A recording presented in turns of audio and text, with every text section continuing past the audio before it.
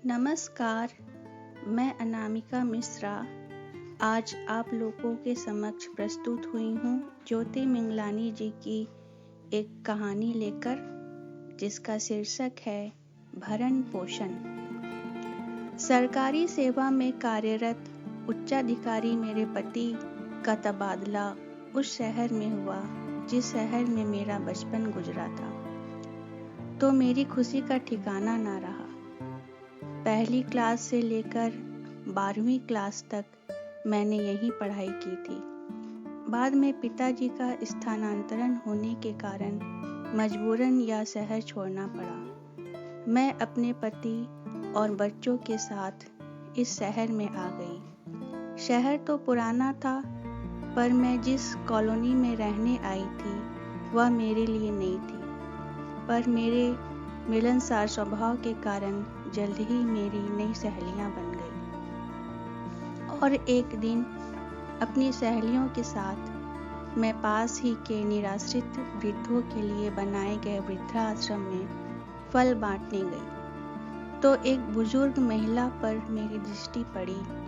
अरे, ये तो सुलभा काकी हैं, जो बचपन में हमारे पड़ोस में रहती थी। मेरे मन में स्मृति कौन थी, बस उनके काले और बेहद घुंघराले बाल सफेद बालों में परिवर्तित हो चुके थे और उम्र का असर उनके चेहरे से दिख रहा था, और वैसी ही दुबली पतली।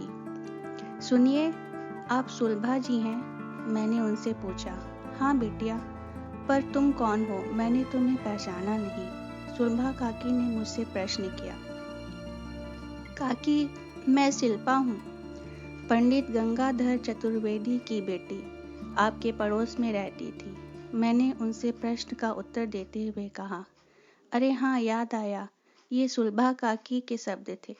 पर काकी, आप यहाँ कैसे? मैं अपनी उत्सुकता दबा नहीं पाई। अरे बिटिया, सब किस्मत का खेल है, सुलभा काकी ने रूंधे स्वर में कहा।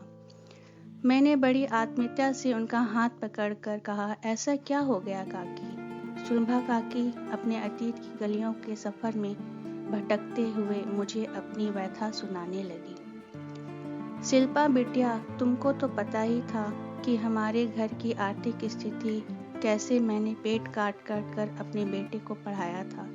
जब वह बैंक में ऑफिसर बन गया तो मैंने चैन की सांस ली कि अब मेरे दुख के दिन समाप्त हुए। काकी ने अपने आंखों में आए हुए आंसुओं को पोंछा और अपनी बात जारी रखते हुए आगे बोली। पर मुझे पता नहीं था कि आने वाले दिन और भी दुख से भरे होंगे। बेटे की शादी की और चांद सी बहू भी आई, पर मुझे पता नहीं था कि मेरी बहू का चेहरा तो उजला था, पर दिल काला था।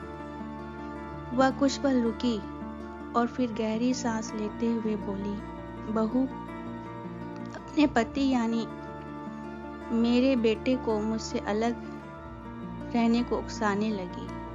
वह मुझे ताने देती, मेरा अपमान करती, मुझे 2 दिन तक खाना नहीं देती। बेटे के ऊपर भी उसके रूप का ऐसा जादू चला कि वह भी पत्नी की हाँ में हाँ मिलाने लगा। वह भी मुझे गालियां देता, और एक दिन पत्नी के भड़काने पर उसने मुझे धक्के मार मार कर घर से निकाल दिया। यहाँ तक कि उसने मेरा सामान तक नहीं दिया। भीख तो मैं मांग नहीं सकती।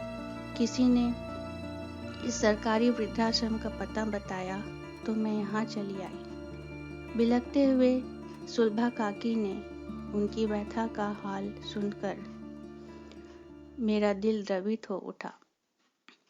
रात को मैंने यह बात अपने पति को बताई तो उनका मन भी व्यथित हो उठा। अगले दिन मैं और मेरे पति सुलभा काकी को वृद्धाश्रम से लेकर उनके बेटे के घर पहुंचे। सुलभा काकी को देखते ही उनके बेटे और बहू आग बबूला हो गए और उनसे गाली गलौज करने लगे। सुलभा काकी के साथ इस दुर्व्यवहार को देख मेरे पति बोले, अब तो इनसे कोर्ट में ही निपटना पड़ेगा, तभी इन दोनों की अक्ल ठिकाने आएगी। मेरे पति ने अपने वकील मित्र की सहायता ली। वकील साहब ने सुलभा काकी के बेटे पर सेक्शन 125 के तहत सुलभा काकी को भरण पोषण देने के लिए केस कर दिया। इसका परिणाम भी शीघ्र आ गया। सुलभा काकी के बेटे को मजिस्ट्रेट ने उसकी आय को देखते हुए हर महीने 7,000 रुपए देने का आदेश दिया, जो कि उसकी तनख्वाह से कटकर सीधे सुलभा काकी के अकाउंट में जाता था। कलयुगी बेटे और बहू को कोर्ट ने अच्छा सबक सिखाया था। सुलभा काकी खुशी के आंसू से तरबतर होकर बड़े ही भावुक स्वर में मेरे पति से बोली, दामाद बाबू, आप तो देवता हो देवता, जो आपने मुझे बूढ़ी अकेली विधवा के लिए इतना सब कुछ किया।